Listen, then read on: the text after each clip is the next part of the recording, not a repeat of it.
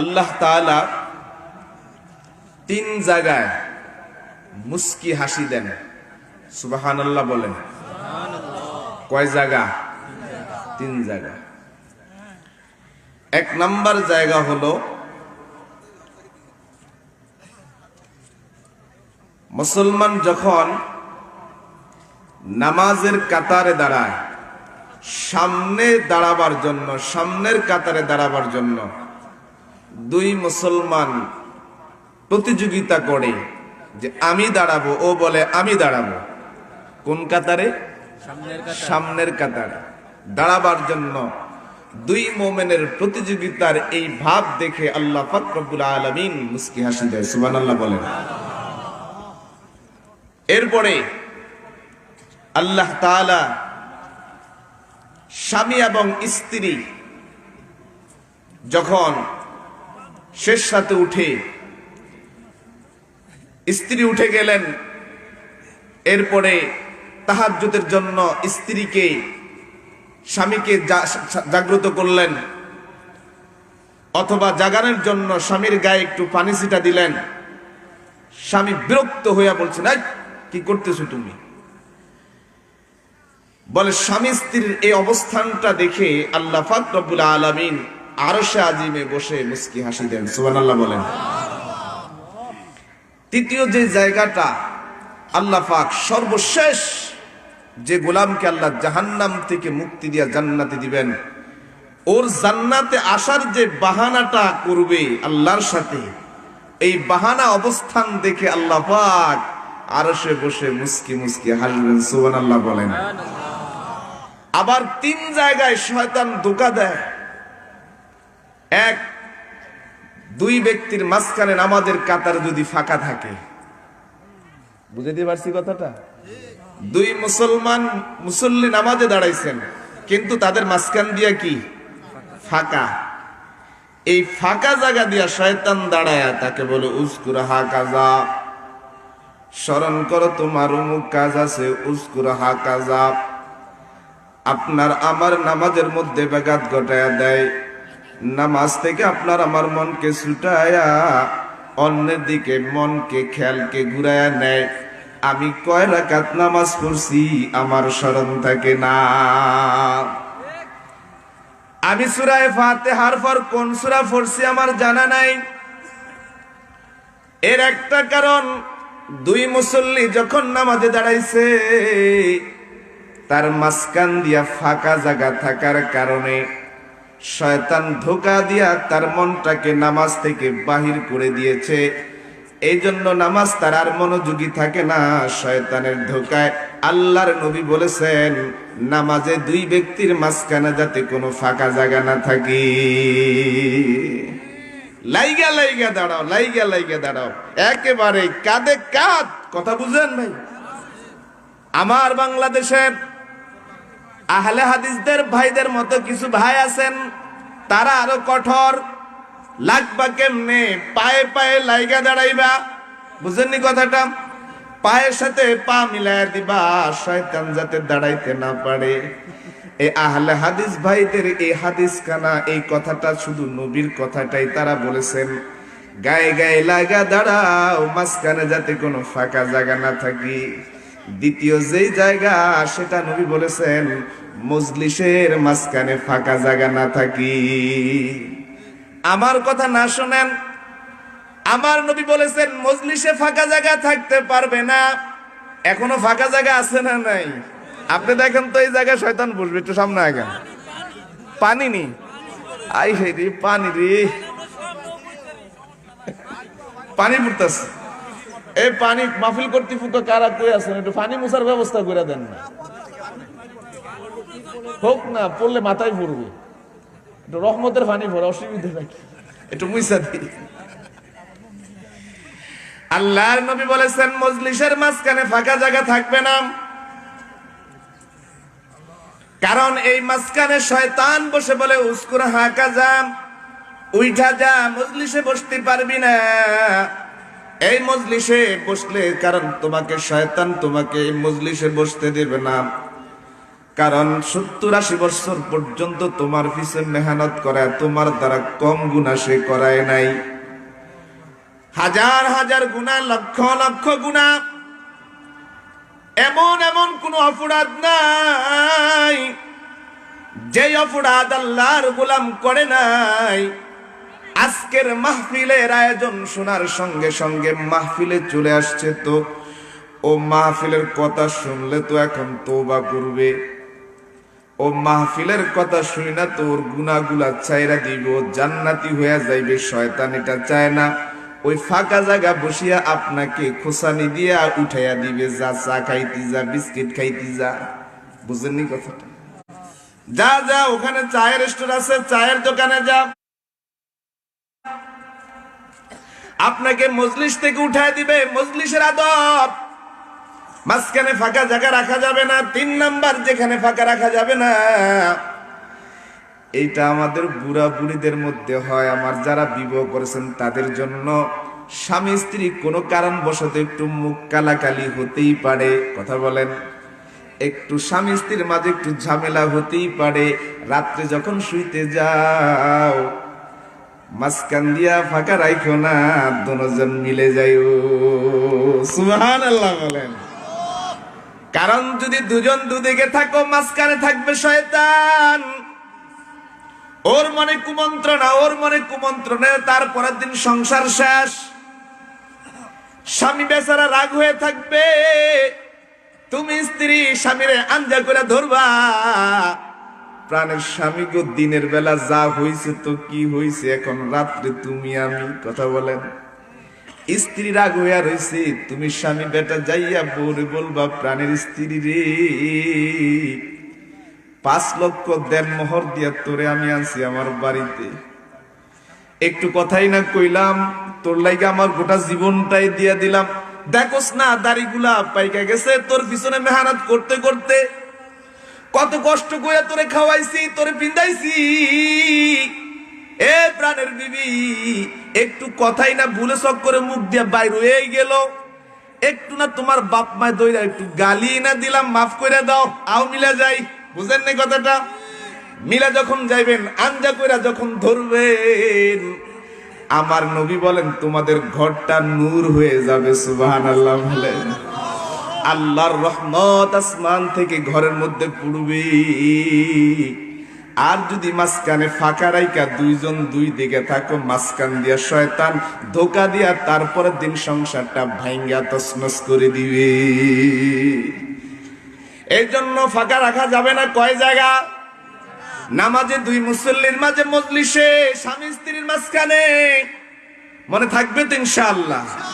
আল্লাহ পাক আমাদেরকে আমাল করার তৌফিক দান করেন। সকলে বলেন আমিন। আজকে আমি এখানে বসার সময় আল্লাহ পাক রব্বুল আলামিনের কালামুল্লাহ থেকে 6000 অধিক আয়াতের প্রসিদ্ধ একটি আয়াত আপনাদের মাঝে আমি তেলাওয়াত করেছি। পয়গম্বরের অসংখ্য হাদিস থেকে সুপ্রসিদ্ধ একখানা হাদিসের একটু অংশ আমি আপনাদের মাঝে আমি পেশ করেছি। আল্লাহ তাআলা যদি আমাকে তৌফিক দান করেন, এই আয়াত এবং হাদিসের আলোকে কিছু কথা বলবো, ধৈর্য সহকারে শুনবেন না ইনশাআল্লাহ? শুনবেন তো ইনশাআল্লাহ? ফালায়াত হয়ে যাইবেন না? একটু শীত পড়বে, গভীর রাত হতে পারে। আমার তো সুরও নাই, নূরও নাই, এলেমও নাই, যোগ্যতাও নাই। আলহামদুলিল্লাহ, আমার ভাই আবু কালাম আজাদ আইয়ুবী সাহেব, আল্লাহ তাআলা যেমন চেহারার মধ্যে নূর দিছে, গলার মধ্যে সুর দিছে, যোগ্যতাও দিছে, এবং সুলতানুল ওয়াইজিনের সোহবতের এক বড় খাদেম বর্তমান বাংলাদেশে। তিনি আপনাদের সুমিষ্টি সুরে সুন্দর কথা শোনাবেন। আমি মাঝখান দিয়া তার আগে কিছু কথা বলি, ভাঙ্গা গলায় মোজাকারা করি। কি বলেন? আমি যে আয়াতটি আপনাদের মাঝে পেশ করেছি, আল্লাহ তাআলা আয়াতের মধ্যে যে কথাগুলো বুঝাইতে চাইলেন, এর আগে আমি আপনাদের কাছে একটা প্রশ্ন করি।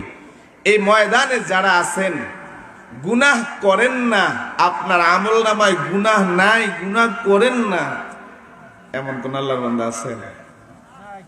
কথা বলেন। হয়তো এখন বলবেন না, যদি থাকেন এটা আমার ব্যক্তিগত আপনার কাছে আবেদন। এমন কোন ব্যক্তি যদি থাকেন যে আপনার আমল নামায় কোনো গুনাহ হয় না, গুনাহ নাই, আপনি যেই হন, আপনি মুরিদ আমারে বানায় নিন, আমি আপনার খাদেম হয়ে যাব। বুঝলেননি কথাটা? আমাকে আপনার মুরিদ বানায় নিন, আমি আপনার খাদেম হয়ে যাব। কেন? আমি আমার মালিককে যায় বলবো, আল্লাহ,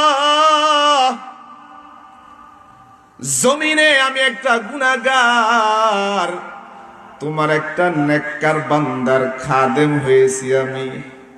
ও মালিক, ওই নেককার খাদেমের কদমের বদলতে আমার নাজাত দিয়া দাও। আর যদি বলি ভাই আমরা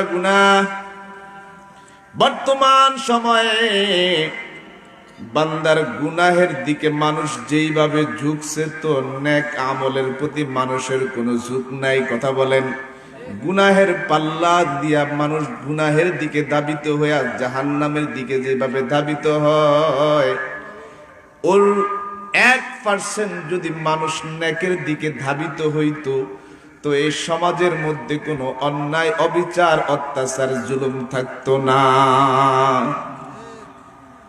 আজকে যারা এই মাহফিলে এসেছেন, আমি আপনাদের কাছে আহ্বান করব, বাবা, গুনাহ তো আমাদের দ্বারা হবে, কারণ আল্লাহ তাআলা গুনাহ করার ক্ষমতা আমার শরীরের মধ্যে দিয়েছেন। কারণ আল্লাহ তাআলা মানুষ সৃষ্টি করেছেন, পশু পাখি সৃষ্টি করেছেন, ফেরেশতা বানাইছি। ফেরেশতার মধ্যে আল্লাহ তাআলা নেক কাজ করার শক্তি দিয়েছে, গুনাহ করার শক্তি দেয় নাই। পশু পাখি বানাইছে, অন্যায় করার শক্তি দিছে, ভালো কাজ করার শক্তি দেয় নাই। মানুষকে আল্লাহ বানাইছে, নেক কাজ করার শক্তি দিছে, আবার গুনাহ করারও শক্তি দিছে। এই জন্য দেখবেন ফেরেশতাদের দ্বারা কোনো গুনাহ নাই, কারণ তাদের কোনো চাহিদা নাই। তাদের আকল আছে, চাহিদা নাই। কি আছে জোরে বলেন? আকল আছে, চাহিদা নাই। আবার পশু পাখির মধ্যে চাহিদা আছে, আকল নাই। মানুষের মধ্যে আকল এবং চাহিদা দুটাই আল্লাহ তাআলা দিয়েছে। আমার আল্লাহ তাআলা যেই কথার জন্য, যে কারণে মানুষকে দুইটা দিছে, আল্লাহ তাআলা বলতেছেন, বান্দা, আকলকে প্রাধান্য দিবি, চাহিদাকে ডাবায়া দিবি। আকলকে উপরে দিবি, চাহিদাকে মাটির নিচে চাপায়া দিবি, ফিরিস্তার চাইতে দামি হয়ে যাবি। সুবহানাল্লাহ বলেন। কার চাইতে দামি? জোরে বলেন। ফিরিস্তার চাইতে দামি হইবা যদি তুমি তোমার আকলকে প্রাধান্য দাও, চাহিদাকে মাটির সাথে দাবায়া দাও। উদাহরণ দিলাম, রাস্তা দিয়ে যখন কোন একটা অপরূপা সুন্দরী নারী হাইটা যায়, অপরূপা সুন্দরী একজন নারী যখন হাইটা যায়, দিলের তামান্না, দিলের চাহিদা হলো মেয়েটার দিকে তাকায়া চোখের মজা নেওয়া। কথা বলেন না এখানে? দিলের চাই মহিলাটার দিকে একটু তাকায়া চোখের মজা নেই। ওর পাটা কেমন, ওর চেহারাটা কেমন, ওর ঠোঁটটা কেমন, ওর নাকটা কেমন, ওর বুকটা কেমন, বলে এই সব কিছু কল্পনায় আইসা বারবার তাকাইবার মন চায়। এটা মানবের চাহিদা। আর সাথে সাথে আপনাকে আকল একটা মেসেজ দেয়, মেসেজ, তাকাইস না, জাহান্নামে যাবি। ওর দিকে তাকাইলে গুনাহ হবে, ওরে নিয়ে কল্পনা করলে গুনাহ হবে। ওর দিকে তাকাইবি, চোখের জেনা। ওরে নিয়ে কল্পনা করবি, মনের জেনা। ওর দিকে হাত বাড়াইবি, হাতের জেনা। ওর দিকে পা বাড়াইবি, পায়ের জেনা। যেই চোখ দিয়া চাইবি, চোখ জাহান্নামে যাবে। যেই পা বাড়াইবি, তো পাটা জাহান্নামে যাবে। যে হাত দিয়া ধরবি, হাত জাহান্নামে যাবে। যে অন্তরে পরিকল্পনা, ওই অন্তরটার মধ্যে আগুন জ্বালায়া দিবে কে? আওয়াজ করে বলেন তো ভাইকে, ওই অন্তরের মধ্যে আগুন জ্বালায় দিবে আমার আল্লাহ। অপরূপা সুন্দরী নারী তোমার সামনে আসার সাথে সাথে তোমার কল্পনার মধ্যে যখন আসবে, আকল বলবে তাকাবি না, তাকাবি না। আমার আল্লাহ নিষেধ করেছে বেগানা নারীর দিকে না তাকানোর জন্য। আপনি সঙ্গে সঙ্গে আকলকে প্রাধান্য দিলেন, ওই নারী থেকে আপনি চোখটা ফিরে নিলেন। আমার আল্লাহ বলেন সোজা জান্নাতি হয়ে গেল। সুবহানাল্লাহ। আর যদি তুমি আকলকে প্রাধান্য না দিয়া ওই নারীর দিকে চোখের মজা নিলা, চোখ দিয়া চাওয়ার পরে অন্তরে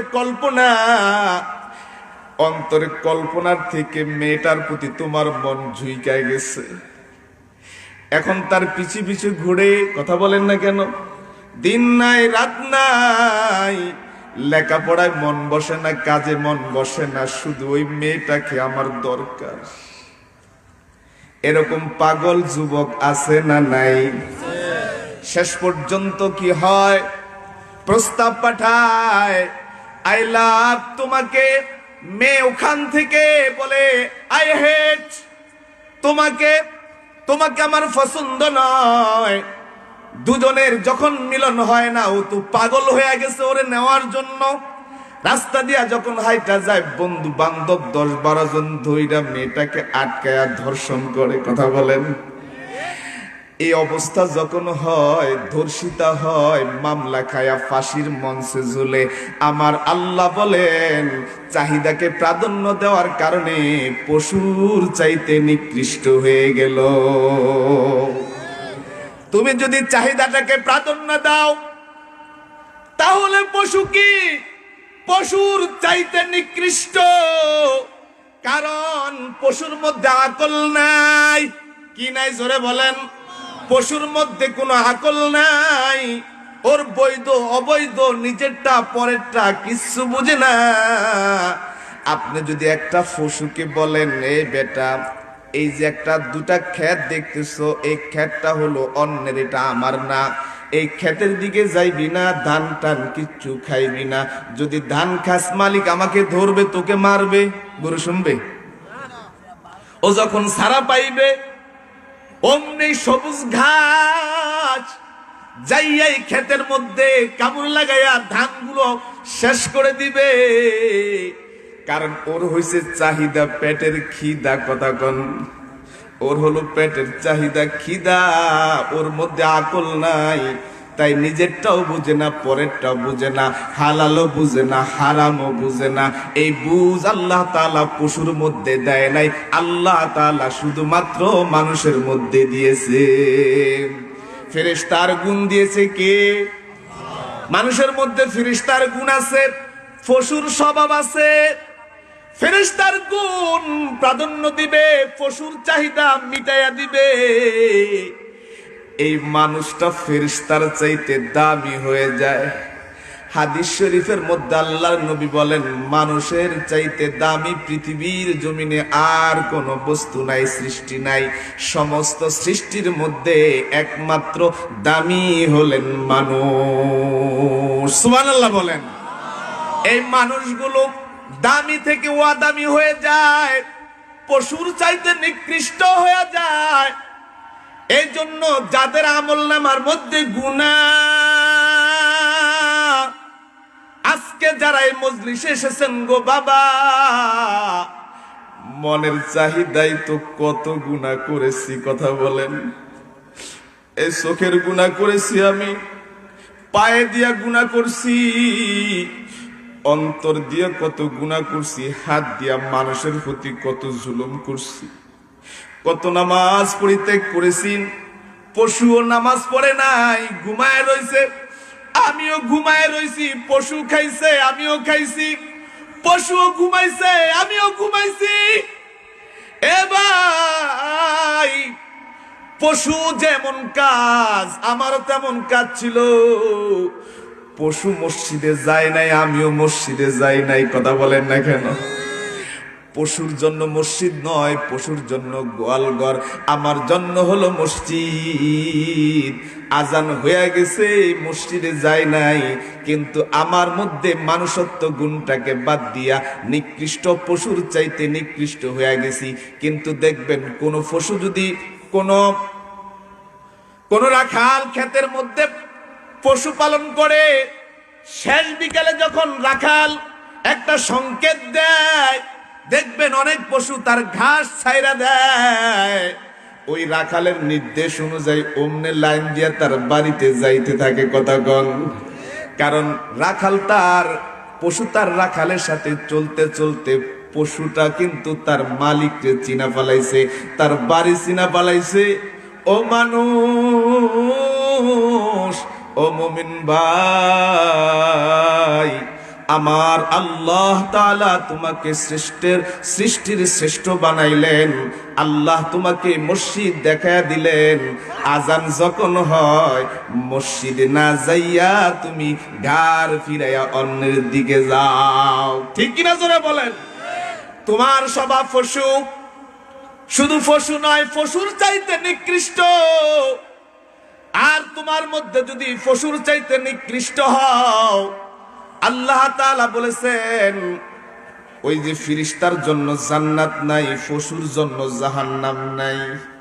তোমার জন্য জান্নাত, তোমার জন্য জাহান্নাম। আমি আপনাদের কাছে প্রশ্ন করি, জান্নাতে যাইবার চাই না জাহান্নামে? আওয়াজ করে বলেন তো ভাই, কে কে জান্নাতে যাইতে রাজি ইনশাআল্লাহ? নারে তাকবীর! আয় মালিক, হাত উঠান। আয় আল্লাহ, এরা জান্নাতে যাইবার চাই গো। আয় আল্লাহ, তুমি আমাদের সকলকে জান্নাত হিসাবে কবুল করে নাও। হাত নামান। জান্নাতে যদি যাইবার চাও, আজকের এই ময়দানে তাওবা, পিছনে যত গুনাহ করছি, যত অন্যায় করেছি ছেড়ে দেব ইনশাআল্লাহ। ইনশাআল্লাহ ছেড়ে দেব ইনশাআল্লাহ। অন্যায় করব না, গুনাহ করব না। কারণ আমার আল্লাহ তাআলা বলেন, ইন্নাল্লাহা ইউহিব্বুত তাওয়াবিন। আমার আল্লাহ তওবাকারীকে ভালোবাসে। সুবহানাল্লাহ বলেন। বান্দা গুনাহ করছে, সারাদিন গুনাহ করছে, সারাদিন রাত্রব্যাপী গুনাহ। আল্লাহর গোলাম গুনাহ করার পর সমস্ত মানুষ যখন ঘুমায়া গেছে, এখন শুইতে যায় বালিশের নিচে, বালিশের উপর মাথা দিছে, আর কল্পনা করতেছে আজকে সারাদিন কি কি গুনাহ আমার দ্বারা হইছে। একটা একটা করে হিসাব করছে। হিসাব করে এখন মিলায়া দেখে, এই রাতের আধারে যদি মালাকুল মউত আজরাইল আসিয়া যায়, আমার জাহান্নাম ছাড়া কোনো উপায় নাই।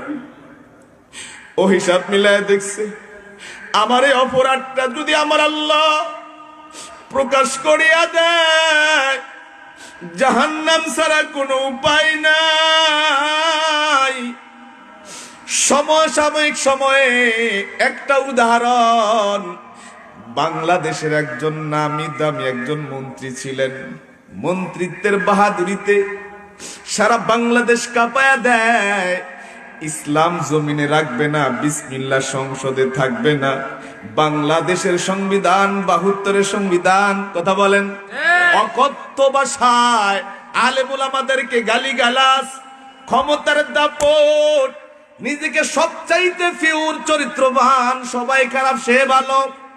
কিন্তু আমার আল্লাহ ২-৩ বছর আগের একটা সামান্য অপরাধ, অন্য একটা নারীর সাথে তার কল রেকর্ড, যেটা বড় অন্যায়, প্রকাশ করে দিছে। একটা মাত্র অপরাধ প্রকাশ পাওয়ার সাথে সাথে মন্ত্রিত্ব গেছে। কথা কন না কা?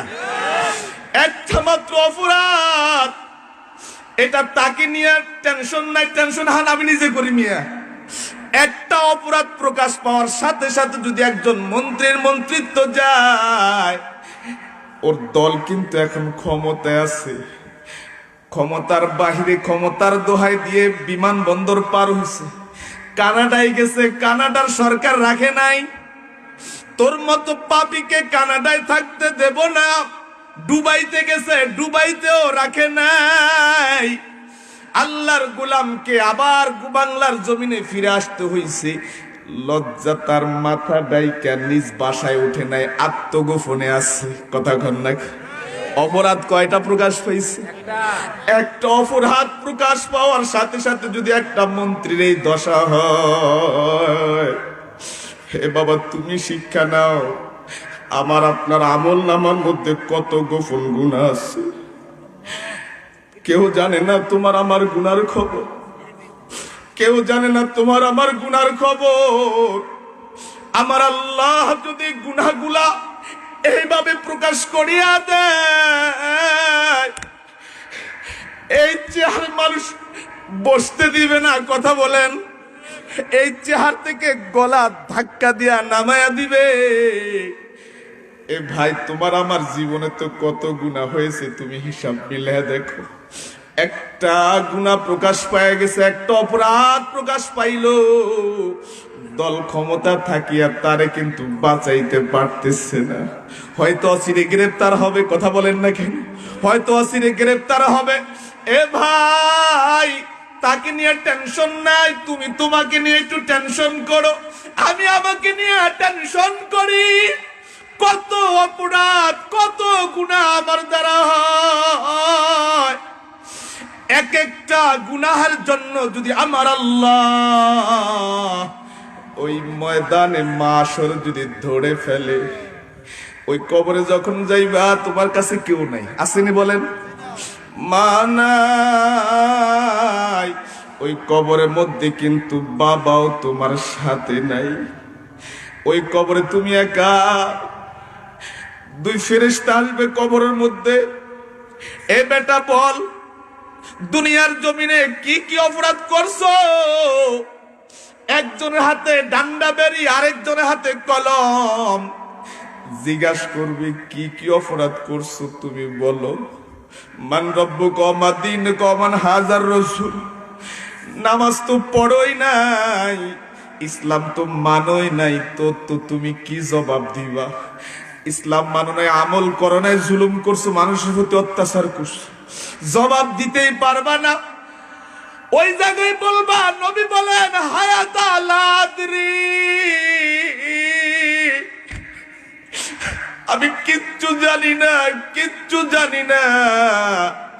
আপনি যখন আপনার রবের পরিচয় দিতে না পারবেন, আপনার ধর্মের পরিচয় দিতে না পারবেন, আপনার নবীজিকে পরিচয় করায় না দিতে পারবেন, এ ভাই দুনিয়ার নীতি অনুযায়ী জেল হাজতে যখন রিমান্ড দেয়, রিমান্ড কি বলেন জোরে বলেন? রিমান্ড যখন দেয়, অপরাধ যখন স্বীকার করে না, রিমান্ড দেয় কিনা জোরে বলেন? স্বীকারোক্তি নেওয়ার জন্য কঠোর তোর কঠোর রিমান্ড, এত কঠিন রিমান্ড দেয়। যারা রিমান্ডে গেছে তারাই বুঝে রিমান্ড কত ভয়ঙ্কর।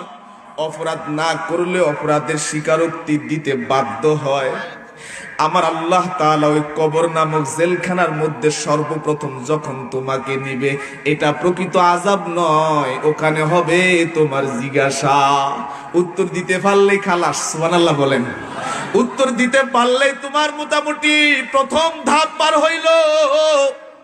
এরপরে আমার আল্লাহ যখন আদালতে উঠাবে, তোমার কবরের সাফাইখানা আমার আল্লাহর কাছে নিবে। আল্লাহ, আমরা প্রথম রিপোর্টটা ওর ভালো পাইছি। সুবহানাল্লাহ বলে।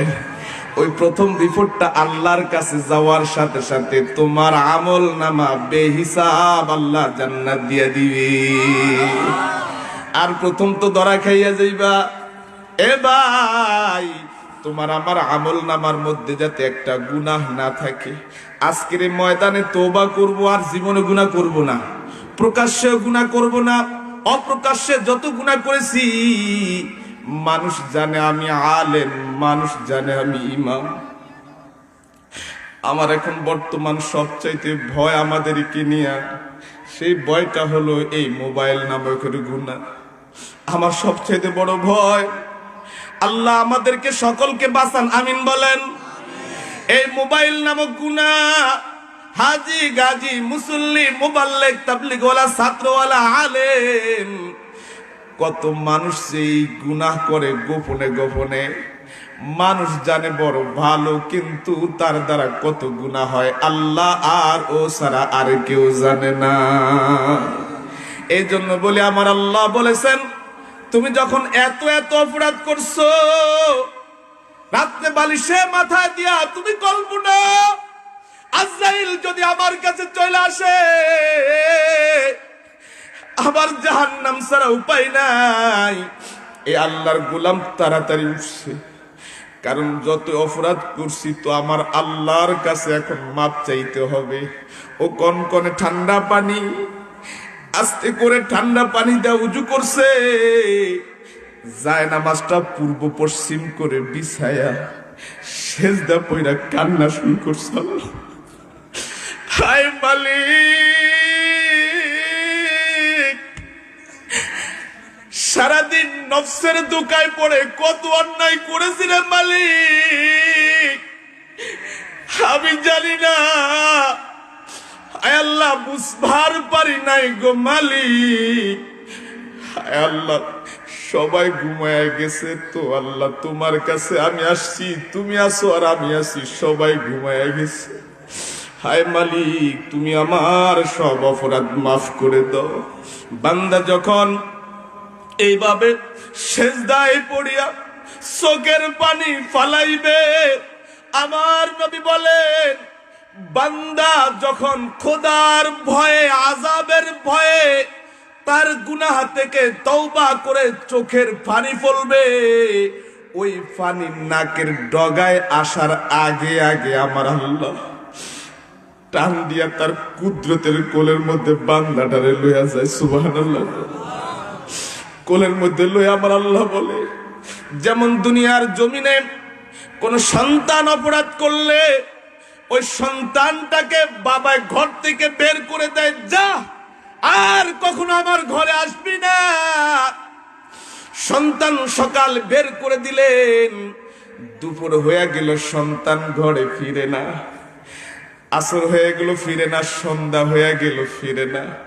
রাত্র যখন গভীর হয়, মা তার বাবারে যায়, এই আব্দুর রহমানের বাপ কই, পোলাটার সকালবেলা বাইর করে দিছেন, রাত্র গভীর হয়ে গেছে, পোলাটা ঘরে আসে নাই।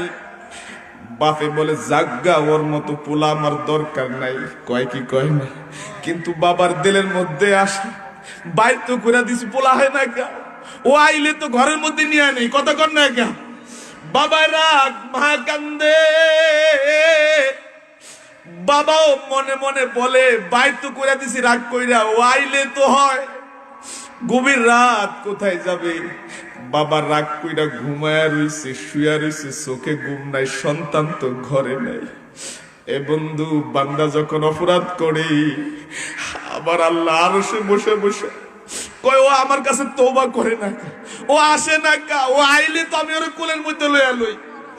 যখন গভীর রাত, যখন দরজাটা খটখট করে, ওই যে আব্দুর রহমানের মা বলেন, এসান ওঠেন না, মনে আমার বাবা এসে, তুমি যা দরজাটা খুইলা দাও। যখন মা দরজা খুইলা দেয়, মারে জরে ধরে, মা কয়, আমি তোর মা, আমি তোর অপরাধ মনে রাখতে পারি না, বাবারে যায় ধর। ওই সন্তান যখন যায় বাবার পা জড়ে ধরে, বাবা আর অন্যায় করবো না, মাফ করে দাও। পৃথিবীর কোন বাবা আর নিষ্ঠুর থাকতে পারে না, পোলাডারে কোলে টান দিয়া নিয়ে কয়, বাবা তুই আর অন্যায় করিস না, মাফ করে দিলাম। কথা কর, বাবা মায়ের চাইতে হাজারো কোটি কোটি গুণ মায়া আমার আল্লাহর। বান্দা যখন সেজদায় পড়িয়া চোখের পানি ফালাইয়া কান্দে, ওই আরশের আজিমে আমার আল্লাহ কুদরতের দুখানা হাত বাড়াইয়া দিয়া বান্দাকে ডাক দিয়ে, আমার কোলের মধ্যে আয়, আমি তোর কোলের মধ্যে নিয়ে আনি, তোর বড় আদর করে বানাইছি, আমি সব বানাইছি কোন দিয়া, আমি কাবা বানাইছি কোন দিয়া অন্য অন্য ফেরেশতা দিয়া বা নবী দিয়া সাত আসমান জমিন বানাইছি, হও তো হইছে। কোনো কিছুতে আমি হাত লাগাই নাই রে বান্দা। আমি আল্লাহ তোরে বানাইতে যাই আমার কুদরতের হাত ব্যবহার করছি। ফেরেশতা দিয়ে আমি এটুক বানাইছি। ফেরেশতা করে বলছে, ফেরেশতা বডি বানাইবি কিন্তু চেহারাটা তোরা বানাইবি না। আমি আমার বান্দাটার আমার মনের মতো কইরা বানামু। আমার আল্লাহ কানের মধ্যে হাত দিছে, কান্ডারে সুন্দর করে বানাইছে, নাকের মধ্যে নাকটা টিপা টিপা নাকটা বানাইছে। আমার আল্লাহর কুদরতের হাত মানুষের মধ্যে পড়ছে। সারা বিশ্বের সমস্ত সৃষ্টির মধ্যে আমার আল্লাহর হাত পড়ার কারণে মানুষ দামি হয়ে গেছে। সুবহানাল্লাহ বলে। আমার আল্লাহ ডাক দিয়ে বলে, বান্দা তোরে আমি জাহান্নামে ফলাইবার লাইগা বানাই নাই রে বান্দা, আয় কোলে আয়। আমার আল্লাহ কুদরতের কোলের মধ্যে ধইরা টান দেয়। এ ভাই, আজকের ময়দানে যারা আসছো, আমার আল্লাহ বলেন, ইন্নাল্লাহা ইউহিব্বুত তাওয়াবিন। আমি আল্লাহ তাওবাকারীকে ভালোবাসি, আমার কোলের মধ্যে নিয়ে যাই, ওরে আমি জান্নাতি বানাই দিই। সুবহানাল্লাহ বলেন। ওয়া ইউহিব্বুল মুতাতাহহিরিন। আমার আল্লাহ দ্বিতীয় বলেন, আমি আল্লাহ পবিত্র, আর যে গুনাহ থেকে তওবা করে সেও হয়ে যায় পবিত্র। আর পবিত্র বান্দাটারে আমি আল্লাহ পবিত্র স্থান জান্নাতে পৌঁছায়া দেই। সুবহানাল্লাহ বলেন। এ দোস্ত, পবিত্র আমার আল্লাহ। মসজিদ পবিত্র, যে জায়গাটা পবিত্র হয় রহমত পড়ে কার? আওয়াজ করে বলেন কার? এই যে আজকের মাহফিল, গতকালকে এটা জমিন ছিলেন, আজকে কিন্তু জান্নাতের বাগান। ওই চোখ নাই দেখি না, কিন্তু চোখওয়ালারা দেখে ঠিক। মুসুল দ্বারা রহমত পড়তেছে, এখানে আল্লাহ রহমত পড়তেছে। ওই চোখ নাই দেখি না, আমার আল্লাহ তাআলা এখন আমাদের এই মজলিস থেকে যখন উঠবো পবিত্র বানায় দিবে। সুবহানাল্লাহ বলেন। এই পবিত্রর ব্যাপারে আমার আল্লাহ যেই বিষয়টা বলছেন, আমি পবিত্রতা সম্পর্কে দু চারটি কথা বলবো। পবিত্রতা কি জিনিস? এক নাম্বার পবিত্রতা হলো যার ঈমান নাই, সে ঈমানে আসলে কুফরি থেকে পবিত্র হওয়া। যখন তার মধ্যে কুফরি চলে গেল, ঈমানদার হইল। ঈমানদার যখন হইল, ঈমানদারের সর্বপ্রথম কাজ হলো সমস্ত গুনাহ ছেড়ে দেওয়া, তাহলে সে পবিত্র হয়ে যায়। আর যখন বান্দা গুনাহ থেকে পবিত্র হয়ে যায়, ঈমান আইনা গুনাহ থেকে পবিত্র হয়, এরপরে আমার আল্লাহ তাআলার নির্দেশ, ঈমানওয়ালা হইছো তো সর্বপ্রথম কাজ হইল নামাজ। নামাজের জন্য শর্ত হলো ওযু। কি জোরে বলেন? নামাজের জন্য শর্ত হলো ওযু।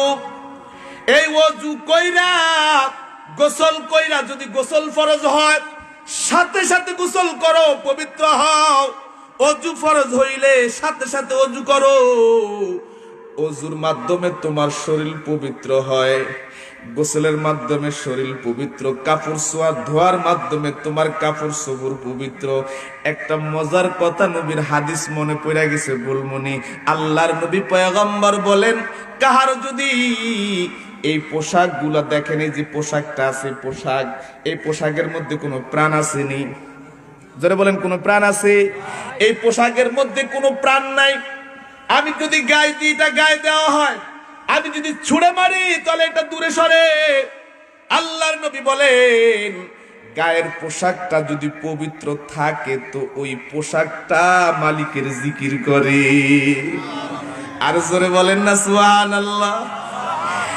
যদি একটা জড় পদার্থ পবিত্র থাকলে যদি মালিকের জিকির হয়, এ ময়দানের মানুষ, ইমানদার আল্লাহর গোলাম, যদি তোমার দেহটা পবিত্র থাকে, তাহলে মনে করবা তো জড় পদার্থ যদি জিকির করে, তো তোমার দেহটা যদি পবিত্র থাকে, তাহলে তোমার মধ্যে তো প্রাণ আছে, তাহলে তুমি কেমন করবে?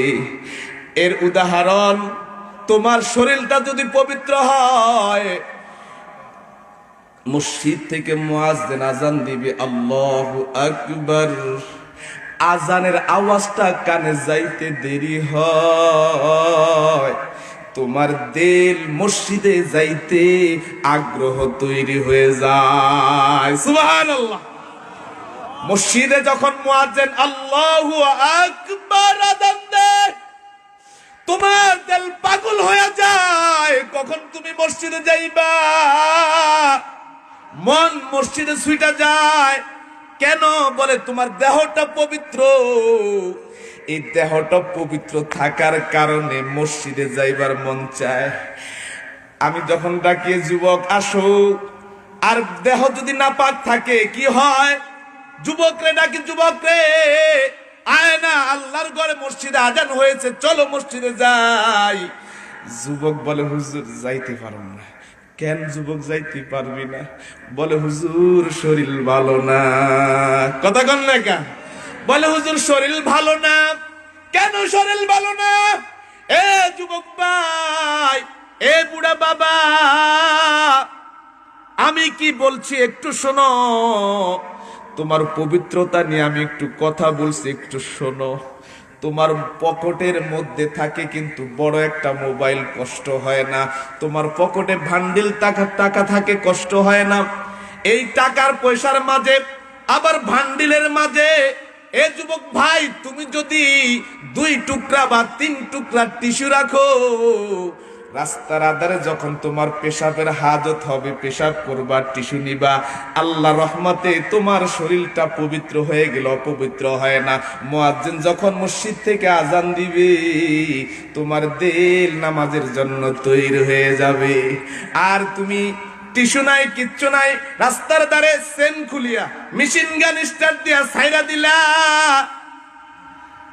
আবার একটু টান দিয়া উঠাইলা, ওই পেশাব তোমার গায়ে পড়লো, পেশাব তোমার কাপড়ে পড়লো। কথা কন, কাপড় না পাক, তোমার গাও না পাক, তোমার শরীর না পাক।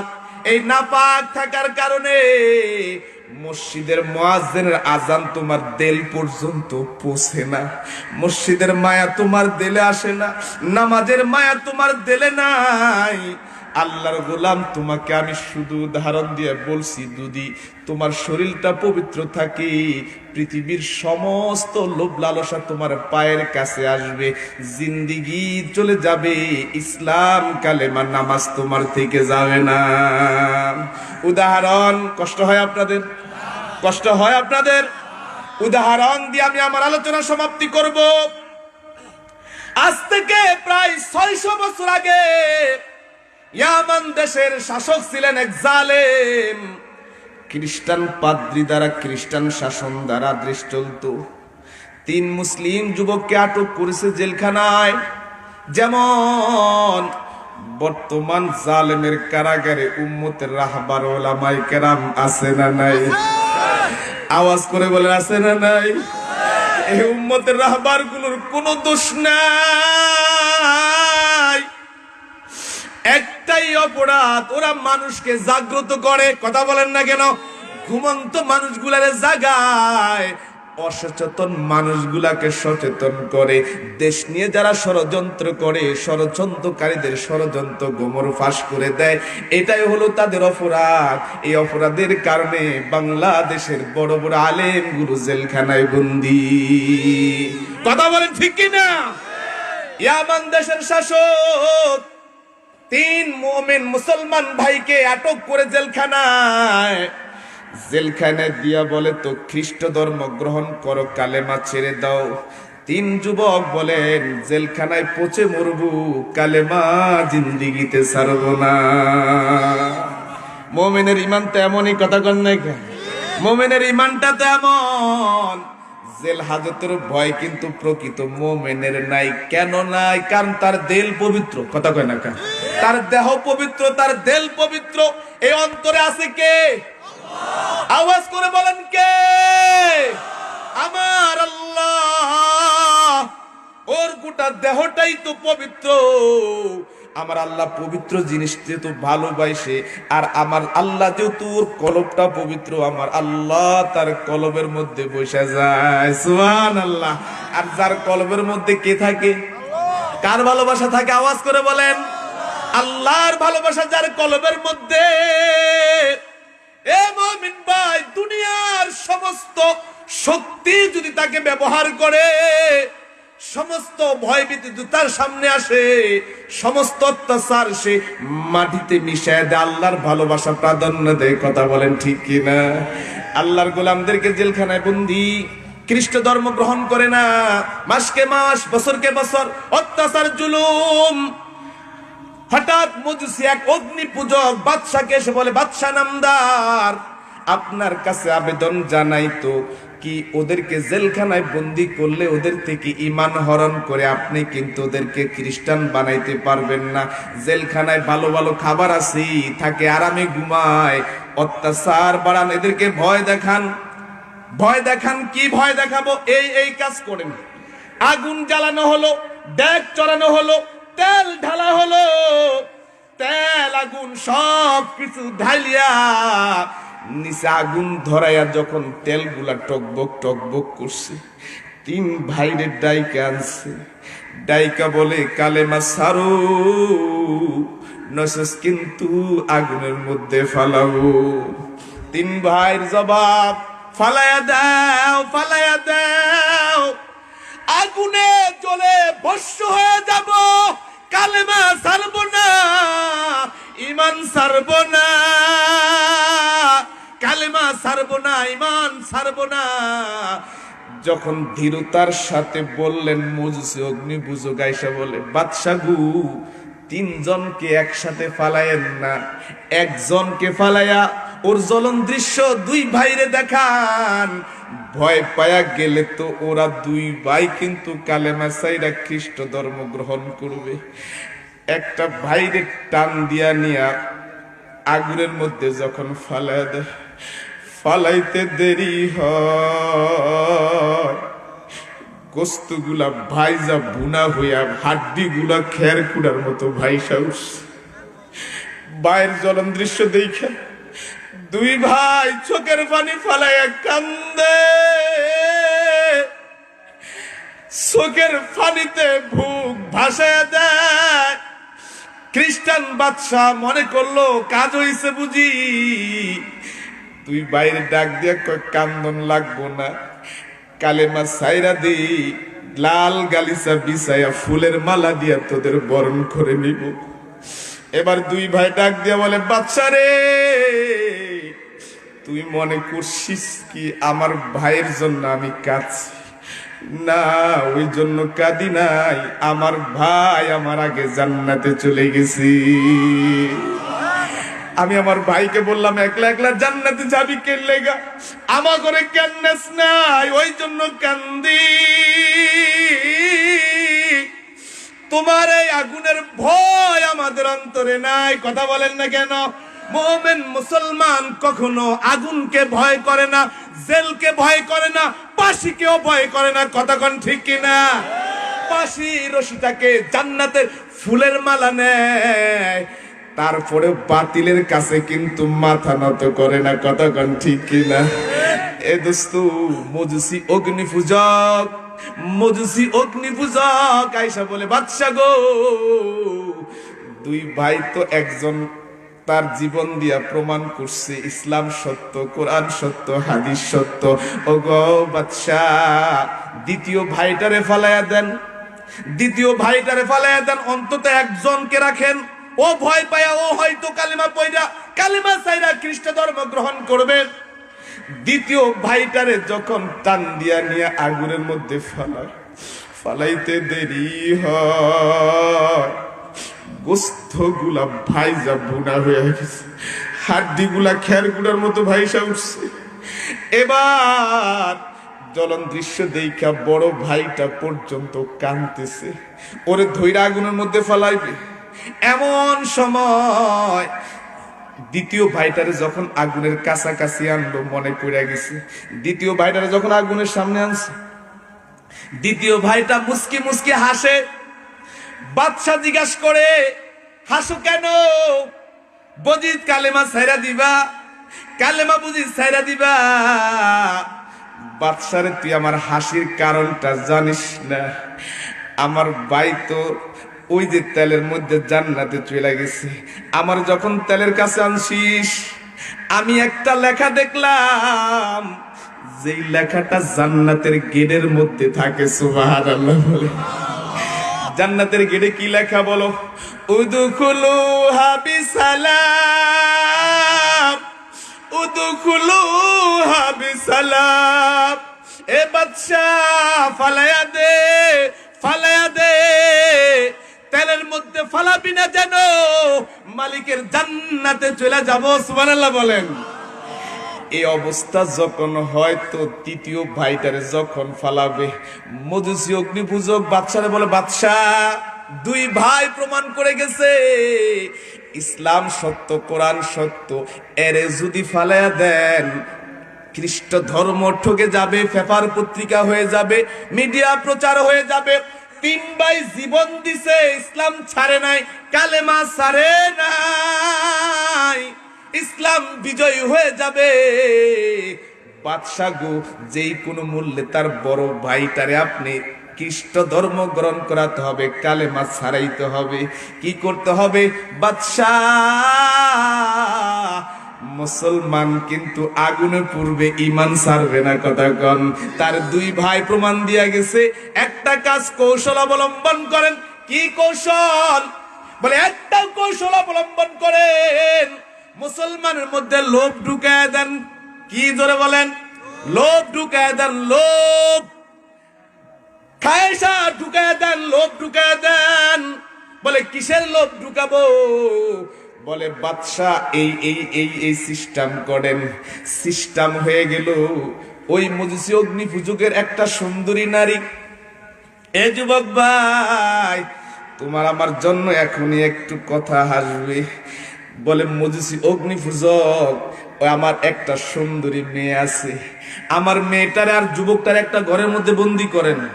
আমার মেয়েটা তার যৌন লালসা দিয়া ওরে যখন গায়েল করবে, আমার মেয়ের প্রেমে পড়ে যাইলে ওর ইমান দুর্বল হয়ে যাবে। কথা কন। এ ভাই আমার দিকে আপনারা এলোমেলো করতেছেন কেন? আমার দিকে তাকান ভাই, আমার ছেড়ে দিই আমি, আমার দিকে একটু তাকান। মজুসি অগ্নিপূজক যেমন পরামর্শ তেমন কাজ। দুজনকে একটা ঘরের মধ্যে বন্দি করলেন। দিন যায়, মাস যায়, বছর যায়। কিতাবের মধ্যে লেখেন একদিন আর 2 দিন নয়, 40 দিন পর্যন্ত যুবক আর যুবতীরে ঘরের মধ্যে বন্দি করে রাখছে। 40 দিন পর মজুসি অগ্নিপূজক ঘরের তালা খুলিয়া মেয়েটাকে ডাক দিয়া বলে, মা জানবার চাই গো, কোন কোন অপকর্ম দিয়া, কোন কোন কৌশল করিয়া যুবকরে তোমার দিকে ধাবিত করছো। মেয়েটা কি বলে শোনেন। বাবা এটা কেমন যুবক জানি না, এটা কেমন যুবক বুঝি না। আয় বাবা, 40 দিন পর্যন্ত এক কামরার মধ্যে বন্দি কইরা রাখছো, যুবক এক মুহূর্তের জন্য আমার দিকে তাকায় নাই। আল্লাহু আকবার বলেন। এক যুবক একসাথে 40 দিন পর্যন্ত ছিলাম, যুবক এক মুহূর্তের জন্য আমার দিকে তাকায় নাই। আমি যতবার চেষ্টা করছি ওর সামনে যাওয়ার জন্য, যুবক আমাকে ডাক দিয়া বলে, বোন তুই আমার বৈধ স্ত্রী নয়, তোর দিকে আমি তাকাইতে পারি না, তোরে আমি ব্যবহার করতে পারি না। তোর দিকে তাকাইলে, তোর ব্যবহার করলে হয়তো দুনিয়ার সামান্য একটু মজা পাবো। আমার আল্লাহর আযাব বড় ভয়ঙ্কর। হে যুবক ভাই, একটু লক্ষ্য করে দেখো তো, সেও একটা যুবক, তুমিও একটা যুবক। তোমার দিলটা যদি পবিত্র হয়, এই পবিত্র আত্মার মতো তোমার দিলটা করলো, তোমার দিলটাও এমন ভাবে তৈরি হয়ে যাবে। যুবক এবার মেয়ে ডাক দিয়ে বলে, বাবা আমার কাছে হরেক রকমের খাবার তুমি দিছো, শুকরের গোশত দিছো, এ বাবা মদ দিয়েছো, পান করার জন্য, মদ খাওয়ার জন্য শুকরের গোশত। ওর সামনে যখন আমি খাবারগুলা নিয়ে যাইতাম, এই যুবক ডাক দিয়া বলতো, তুমি যে খাবার আনছো এটা হারাম, আমি এগুলো খেতে রাজি না। হারাম খাবার মুসলমান খায় না, কথা কন না কা? হারাম খাবার মোমেন খায় না। এ বাবা শুনো গো, 40 দিন পর্যন্ত যুবক আমার হাতের কিছু খায় নাই। কি খাইছে বলে, বাবা জানি না, তবে আমি একটা দৃশ্য দেখলাম। গভীর রাত্র যখন হয়ে যাইত, যুবক পশ্চিম দিকে ফিরিয়া সেজদা পইরা আমার আল্লাহরে ডাক, কার জানি নাম ধরে ডাকতো, কিন্তু নামের শব্দটা এমন, যুবকের মুখ থেকে শুনছি আল্লাহু আল্লাহ। বলেন আল্লাহু আল্লাহ, আল্লাহু আল্লাহ, আল্লাহু আল্লাহ, আল্লাহু আল্লাহ, আল্লাহু আল্লাহ। এ বাবা, এই একটা নাম যখন যুবকের মুখ থেকে আমি শুনতাম, আমার ঘুম ভেঙে যাইত। এই নামটা আমার কলিজার মধ্যে লাগতো। হে বাবা, নামটার তীরের মতো আমার কলিজায় আঘাত করতো। আমার মন চাইতো যুবকের সাথে যেন আমিও নামটা জুফি। সুবহানাল্লাহ বলেন। এ বাবা, সকাল বেলা যখন আমি ঘুম ভাঙা যাইতো, আমি যুবকের চতুর্পাশে এমন কিছু খাবার দেখতাম, যেই খাবারগুলো আমি চোখে দিয়া কখনো দেখি নাই। আমি যুবকের ডাক দিয়ে বলতাম, যুবক, ঘর তো তালা মারা, বাহির থেকে তুমি আমি ছাড়া আর ঘরের মধ্যে তৃতীয় প্রবেশ করার কেউ নাই। এই হরেক রকমের খাবার তুমি কোথায় পাও? যুবক আমার ডাক দিয়া বলে, আমার আল্লাহ খাওয়ায়। সুবহানাল্লাহ। কে খাওয়ায় জোরে বলেন? কেমনে খাওয়ায়? ঘটনা তো আপনাদের সামনে। মরিয়মকে তালা মারে থুয়া গেছে জাকারিয়া, কথা কন না কা? খাওয়াইছে কে? আওয়াজ করে বলেন কে? সে আল্লাহ। তোমাকে আমাকে খাওয়াইতে পারে কিনা? এ দোস্ত, যুবক ডাক দিয়া বলে, ইন্নাল্লাযীনা ক্বালু রাব্বুনাল্লাহ সুম্মা ইসতাকামু তাতানাজ্জালু আলাইহিমুল মালায়েকা। দুনিয়া তুই হারাম খাবার খাবি না, শুকরের গোশত খাবি না, মদ খাবি না রে যুবক, ভয় নাই, ভয় নাই। দুনিয়ার কাহারো সাহায্যের দরকার নাই। আমি আল্লাহ আসমান থেকে ফেরেশতা দিয়া জান্নাতের খাবার তোমার জন্য পাঠিয়ে দিলাম। এ বাবা, যুবকরে আল্লাহ জান্নাতি খাবার খাওয়াইছে। মজুসি অগ্নি পূজক যখন দেখলেন এই যুবকরে তো ঈমান থেকে হারা করতেই পারে নাই, বরঞ্চ আরো তার ঈমান মজবুত হয়ে গেল। এখন যদি বাদশার কাছে যাওয়া হয়, বাদশা ওই যুবকরে তো আমার মেয়ে ঈমান হরণ করাইতে পারে নাই, কি করবা, কি করব? বাদশা আমাকে শুলিতে চড়াবে। বাদশার কাছে যায় বলে, বাদশা গো, আপনার কাছে আরজি, ওর 2 ভাইকে ওর সামনে মেরেছেন, ও ঢ্যামকেয়ার হয়ে গেছে, স্থান পরিবর্তন করেন, অন্য কৌশল অবলম্বন করেন। এই যুবককে বন্দিখানা থেকে ফারেক করে যখন অন্য একটা কামরার মধ্যে নেওয়া হয়, যুবক ওই কামরার মধ্যে যায় সেজদা পড়ে কান্না শুরু করেছে। আল্লাহ,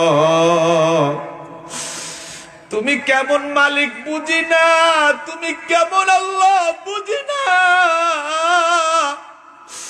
একটা নারীকে, যুবতী নারীকে একটা ঘরের মধ্যে 40 দিন রাখছো, আমার দ্বারা কোনো অন্যায় তুমি করাও না।